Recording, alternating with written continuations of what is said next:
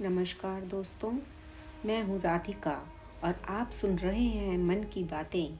आज की कहानी किसी एक परिवार की नहीं, ये उन हजारों माँ बाप की कहानी है जो सब कुछ देकर भी अंत में अकेले रह जाते हैं। एक गांव में एक साधारण सा परिवार रहता था।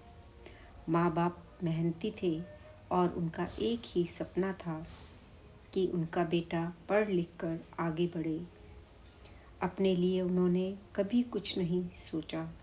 घर जमीन जो भी था सब बेटे की पढ़ाई में लगा दिया। बेटा इंजीनियर बना।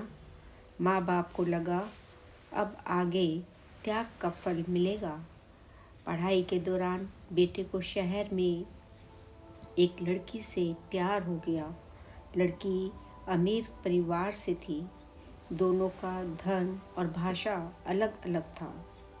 माँ बाप ने समाज की बातें सह ली और सिर्फ बेटे की खुशी के लिए इस रिश्ते को स्वीकार कर लिया।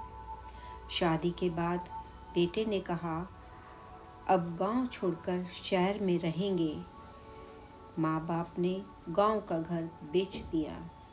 जमीन बिक गई और शहर में बेटे के नाम एक घर ले लिया। उन्हें लगा अब सब साथ में रहेंगे, लेकिन कुछ ही समय में घर का माहौल बदलने लगा। बहू को हर बात में सास ससुर की कमी नज़र आने लगी। उनकी भाषा, उनका रहन सहन सब उसे गलत लगता था। वह अक्सर बेटे से कहती, मैं इस परिवार में नहीं रह सकती, मुझे ऐसे लोगों के साथ नहीं रहना। बेटा बीच में पिसता रहा। एक तरफ पत्नी, दूसरी तरफ चुपचाप सहते माँ बाप। धीरे धीरे तनाव बढ़ता गया। एक दिन परेशानी और गुस्से में बेटे से एक बड़ी गलती हो गई। उसने अपनी पत्नी पर हाथ उठा दिया। यह गलती थी और गलत भी थी। पत्नी ने तुरंत पुलिस बुला ली और घर में डर फैल गया। शोर मच गया और उसी दिन एक फैसला हो गया। पत्नी ने साफ कह दिया, अब मैं अपने सास ससुर के साथ एक पल भी नहीं रहूँगी। लेकिन दोस्तों, इस कहानी का दर्दनाक हिस्सा यहाँ से शुरू होता है। उस घर की सास इतनी डर गई थी कि वह सुबह बहू के उठने से पहले ही कांपते हाथों से नाश्ता बना दिया करती।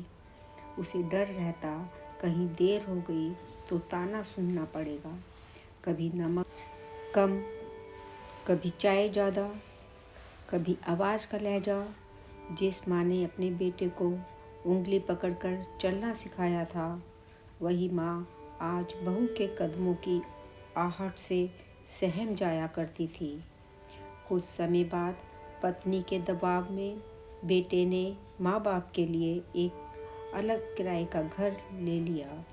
अब माँ बाप की उम्र इतनी हो चुकी थी कि वे अपने आप राशन लेने भी नहीं जा पाते थे। पैर साथ नहीं देते थे, हाथ कांपते थे।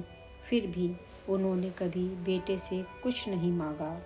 डगमगाते कदमों से अपने हिस्से का बोझ खुद ही उठाने की कोशिश करते रहे, क्योंकि उन्हें डर था कहीं उन्हें बोझ ना समझ लिया जाए।